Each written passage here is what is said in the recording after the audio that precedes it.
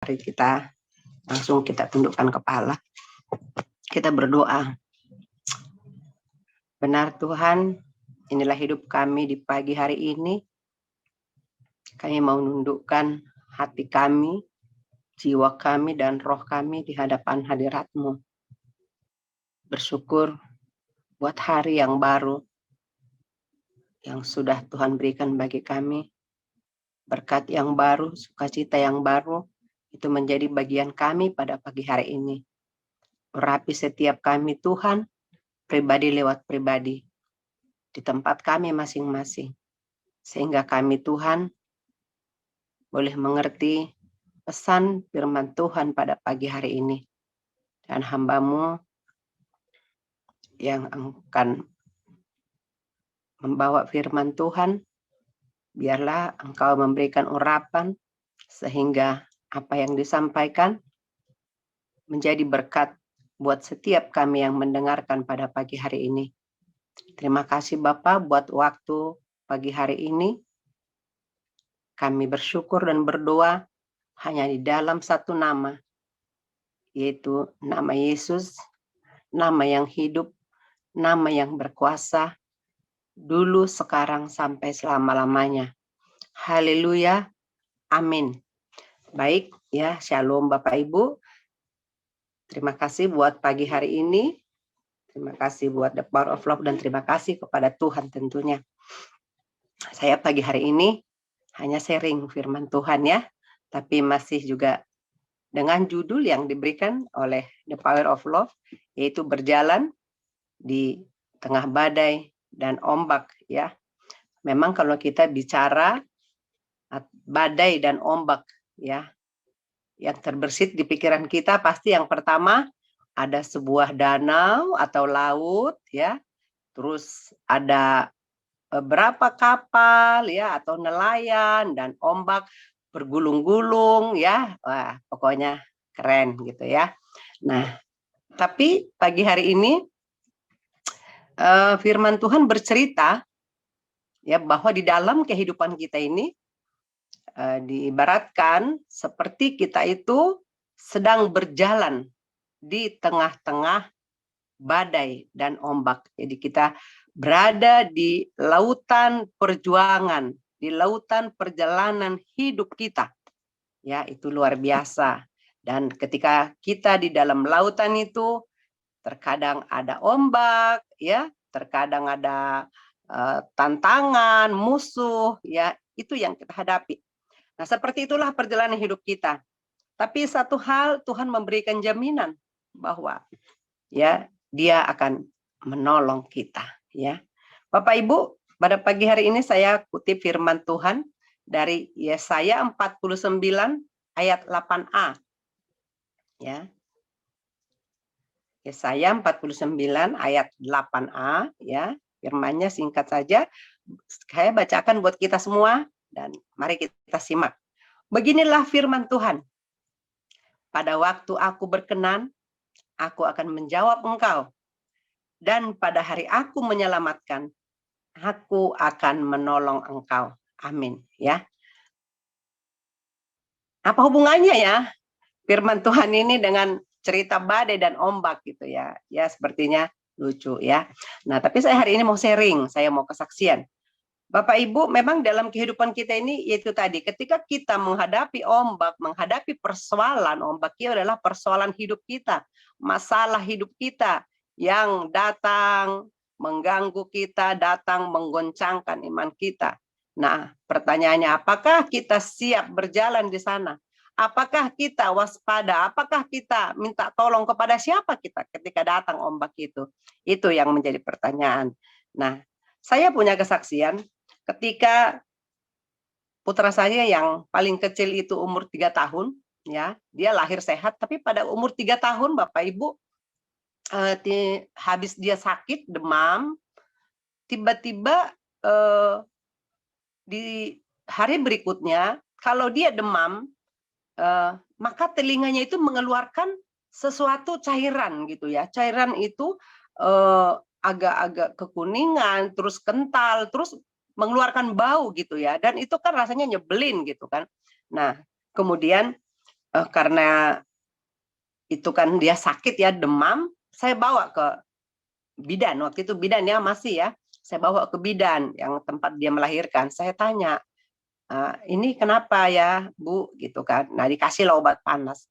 Saya bilang tapi saya minta obat yang cairan ini buat telinganya gitu. Nah, kata bidannya begini, udah Bu nggak apa-apa, nanti juga kalau dia demam dia sembuh sendiri gitu kan. Nah oke, saya pikir saya ikutin ya, baik karena ini yang bicara medis. Nah rupanya kemudian sakit lagi dia, keluar lagi, datang lagi seperti itu, gitu kan. Nah, saya tanya lagi, saya bawa ke dokter karena saya sudah nggak percaya sama bidan itu kan.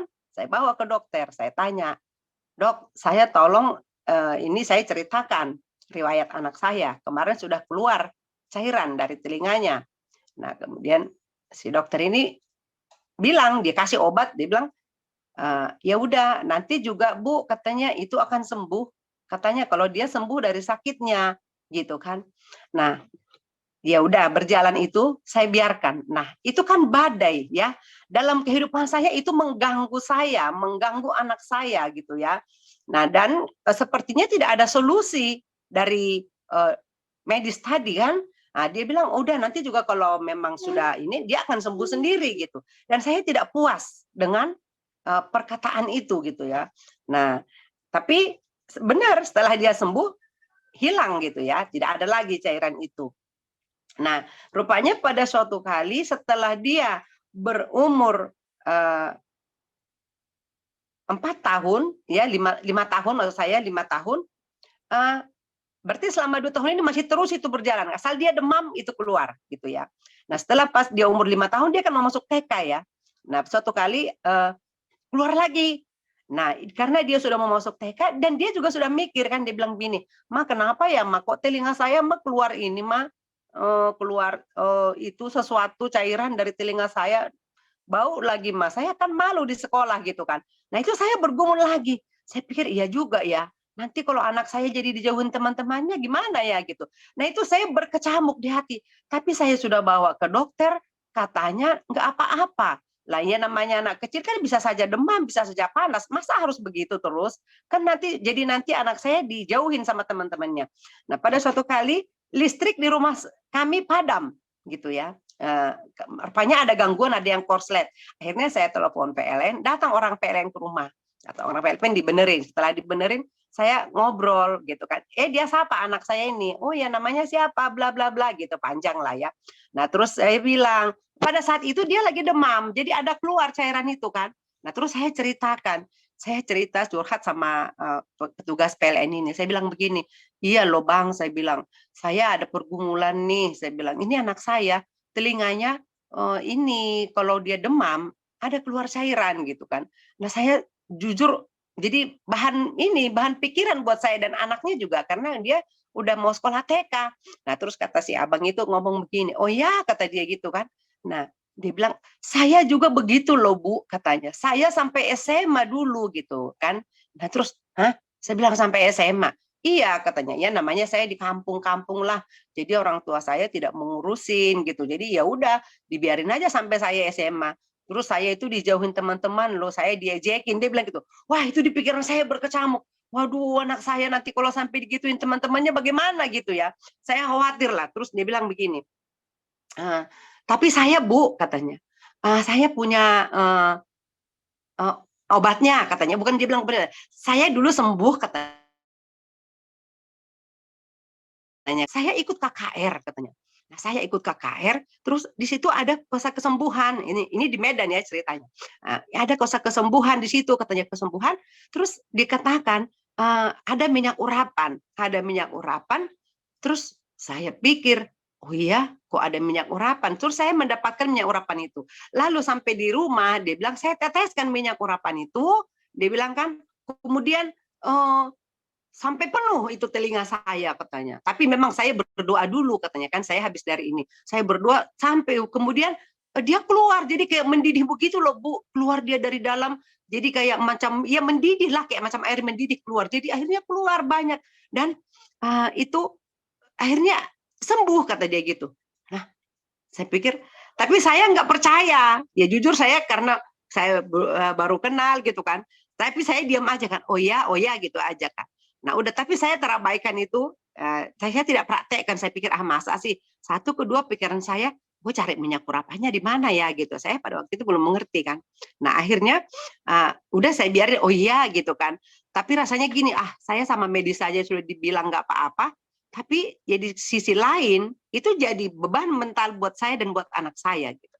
Nah, panjang cerita udah selesai itu, terabaikan saja pesan si Bapak orang PLN tadi, ya. Tapi saya udah dengar dengan dia kesaksiannya sampai dia SMA, kelas 3 SMA saya baru sembuh setelah saya mendengar sebuah KKR di kesaksian.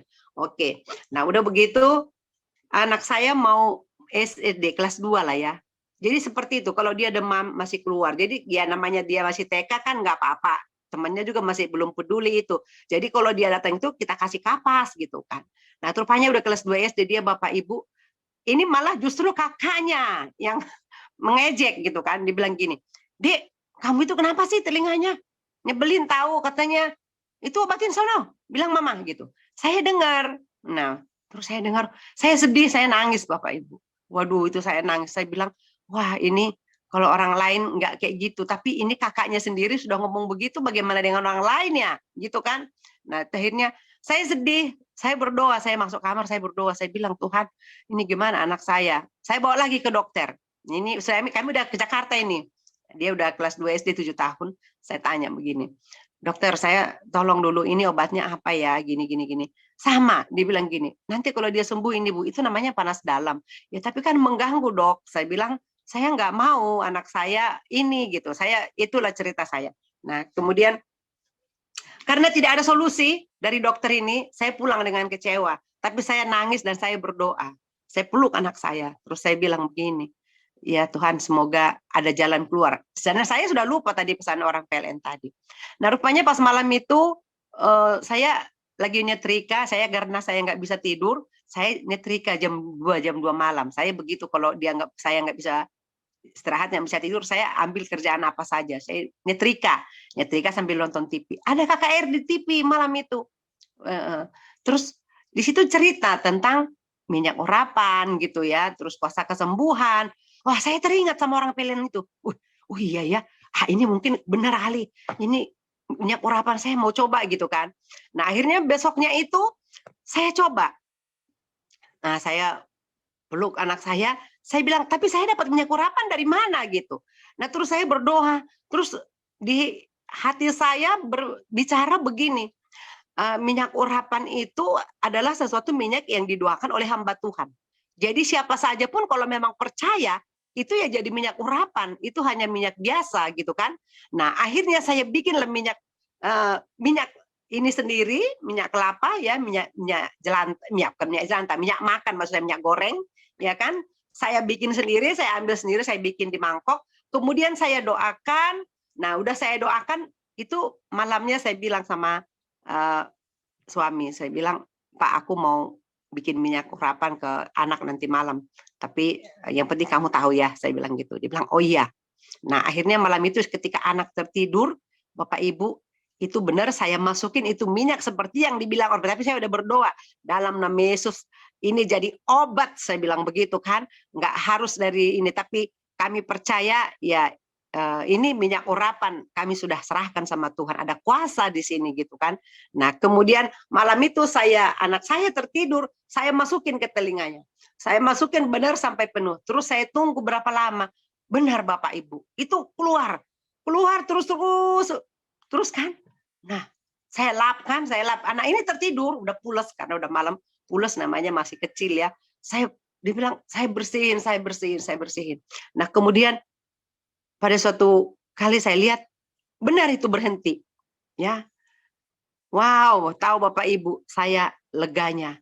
Tapi yang saya mau saksikan di sini, ketika dia berumur 3 tahun sampai umur 7 tahun, ya itu 4 tahun ya, saya berjalan itu bersama atau di tengah-tengah badai dan ombak. Itu badai buat saya. Kenapa? Karena saya tidak mau anak saya terganggu, saya tidak mau anak saya dikucilkan. Saya bergumul untuk itu, saya nangis untuk itu. Ya, ketika suatu kali ponakan saya dengar katanya gini, saya kerja di mana? Kamu kerja di mana, Nak? Dia bilang saya di kapal pesiar. Saya bilang kok di kapal pesiar itu kok udah 2 tahun nggak pulang-pulang. Saya dulu nggak ngerti Bapak Ibu, namanya orang kampung. Saya pikir kapal pesiar itu ya bangsa 6 bulan sekali pulang. Gimana kamu sampai 2 tahun tidak turun-turun dari laut? Terus kalau misalnya ada orang yang melahirkan di situ bagaimana? Kalau pas berangkatnya ini. Nah saya bertanya dengan lugunya. Dia bilang, tante, kalau kapal pesiar itu bang begitu 2 tahun, 3 tahun. Jadi ya mengarungi seluruh lautan gitu. Nah begitulah perjalanan hidup kita Bapak Ibu ya. Sama seperti saya tadi melebihi kapal pesiar ya. Sampai 4 tahun saya bergumul untuk masalah yang satu itu. Tapi memang jawaban Tuhan indah pada waktunya. Ya seperti kata Pengkhotbah 3 ayat 11, ya membuat segala sesuatu indah pada waktunya ya. Jadi ketika saya itu memang sungguh-sungguh Tuhan ingatkan lagi tadi walaupun lewat siaran TV, dia bilang, oh iya minyak urapan, saya ingat lagi. Dulu orang PLN bersaksi, saya abaikan begitu saja. Nah begitulah kita, sering kadang-kadang kita ya lupa, ya sering kita tidak peduli, tidak memprioritaskan katanya. Sehingga tidak terjadi jawaban yang cepat. Tapi ketika kita memang sudah sungguh-sungguh menyerahkan diri kepada Tuhan, bahkan lebih lagi di kitab Yohanes 1 Yohanes 5 maksud saya, ayat 14 itu dikatakan, dan inilah keberanian percaya kita kepadanya, yaitu bahwa ia mengabulkan doa kita jikalau kita meminta sesuatu kepadanya menurut kehendaknya. Yaitu tadi, kapan jawaban itu terjadi? Kapan doa kita itu dijawab? Ketika kita bersungguh-sungguh datang kepadanya, ketika kehendak kita, kemauan kita itu sudah kita selaraskan dengan Tuhan. Jadi saya berproses untuk itu hanya untuk kesembuhan anak saya berproses 4 tahun ya. Walaupun kadang-kadang itu saya abaikan, nah saya pikir ini ombak kecil. Tapi ketika berhadapan dengan masalah ataupun kakaknya mulai menyebutkan sesuatu, itu membuat saya kebakaran jenggot Bapak Ibu ya. Dan waduh ini ombak besar datang lagi, bagaimana ini gitu kan. Dan ketika kita datang bersungguh-sungguh kepada Tuhan, maka Tuhan menjawab doa kita. Tuhan mengabulkan permintaan kita. Dan sampai hari ini puji Tuhan, anak itu sudah sehat walafiat, tidak pernah sakit-sakit lagi ya. Karena itu semua saya percaya karena ada kuasa Tuhan, karena Tuhan begitu baik mengasihi kami dan menjawab doa kami setelah sekian lama kami bergumul untuk itu. Nah itu yang saya mau saksikan pagi hari ini. Jadi sebagai power statement saya tentang pergumulan ini, bahwa kerinduan untuk maksimal dan berhasil itu akan melahirkan kreativitas dan iman yang maksimal juga ya. Jadi ketika kita memang kepengen aduh harus sembuh, maka kita harus Tuhan ajari buat kreativitas. Ayo buat minyak urapan sendiri. Tuhan mampu, imani dengan maksimal, maka itu terjadi. Nah itulah yang terjadi. Jadi kita pun di dalam setiap persoalan kita, pergumulan kita, mari kita datang dengan iman yang sungguh-sungguh kepada Tuhan, iman yang maksimal. Maka Tuhan memberikan kreativitas kepada kita, pemikiran-pemikiran baru, cara-cara baru, sehingga kita mendapatkan jawaban doa kita daripada Tuhan. Amin untuk firman Tuhan. Semoga kesaksian ini menjadi berkat buat kita semua di The Power of Love. Ya, sekali lagi tadi saya bacakan firman Tuhan yang pertama tadi, saya sangat terkesan ya. Pada waktu aku berkenan, kata Tuhan, aku akan menjawab engkau.